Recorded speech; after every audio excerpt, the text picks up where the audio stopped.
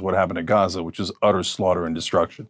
Yeah. So, But they had a right to defend themselves, of course, to retaliate. Do you think that when Hamas did what they did on October 7th, that they could predict what was going to happen? so I can't read the minds of Hamas, and I'm opposed to Hamas. I know you are. Yeah, and I think I don't want to characterize you as in any way endorsing what Hamas did on October 7th. Yeah.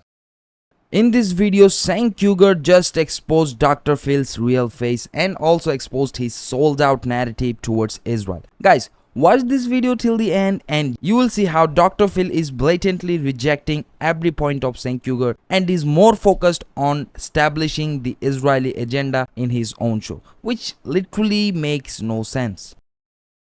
Because I know you don't. Yeah. So look, nobody ever talks about the whole context of the situation. So the reality is that 5.5 million Palestinians have been occupied by Israel for 57 long years. And so no one would tolerate being occupied at all, let alone for 57 years. And the analogy I often use is Texas.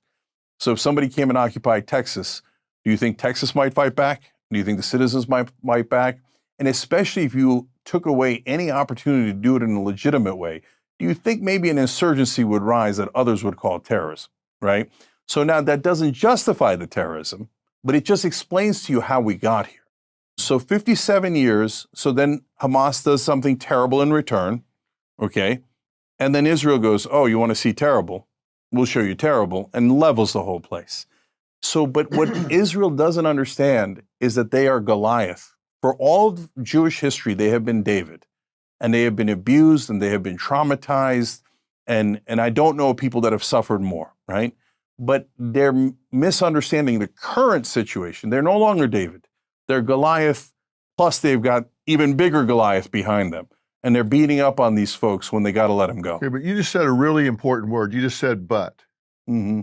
You just said for all of this time, they have been David.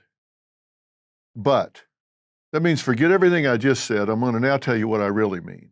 No, it doesn't. Now they're Goliath. No, it just means the situation has changed. It has changed. I'm saying you can't forget all of that time. And I don't want to get into a but. The situation is complex, and the Palestinians have been offered peace accords and all different kinds of opportunities to change this occupation circumstance time and time and time again. We can go back and forth about that.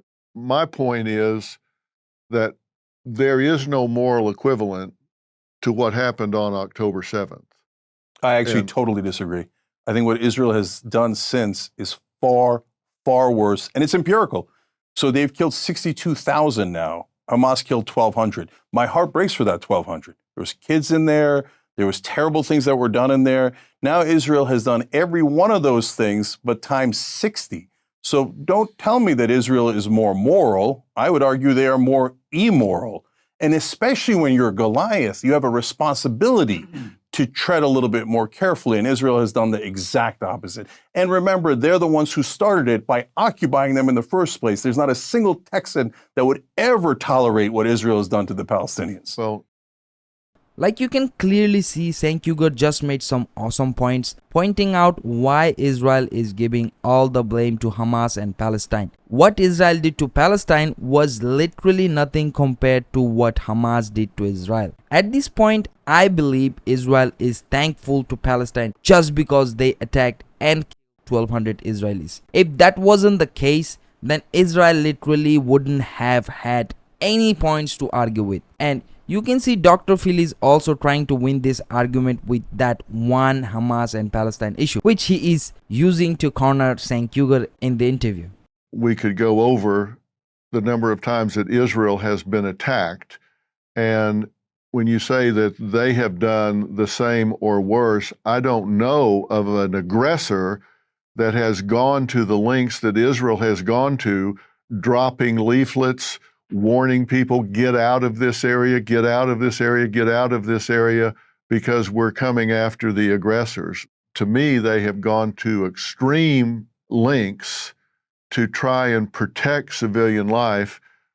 But if you have people that come across and assassinate women, children, and infants in their cribs, and then run back and hide in populous areas, schools, hospitals, and tunnels, and say, well, I'm now in a neighborhood, so you can't come after me. That's violating the rules of war. That's violating every possible measure of warfare that you can possibly do. You can't do that and expect, okay, so I get away with it. That's not going to happen. Okay, so you're turning me back into the warrior, Cenk. Okay, but let me try to handle it a different way. Can I get you to see it from the other perspective? Okay, so I hear what you're saying about the Israeli perspective. Well, these guys hit me. What do you want me to do? And I have a literal answer to that. I was asked, on October 8th or whenever I went on the first show afterwards, I said, yeah, you should use special forces like we did to get bin Laden. Is it riskier? Of course it is. But as Goliath, you have a responsibility, but you're still going after them. So there are real ways you could do military, you could do economic, you could do diplomatic. Israel has infinite power over the Palestinians. They control their lives completely and utterly. They could kill them at any moment, and they do. And the things that you described, they don't do that anymore at all. They're using an AI program called Where's Daddy? They have no idea if it's the right guy, but they wait till he gets home so that they kill his family with him. It's disgusting and deeply immoral. I think they're a terrorist state, and I think they do terrorism far worse than anything I've seen from the Palestinians. Here, Dr. Phil is trying to win this argument by saying that Israel has dropped leaflets before bombing.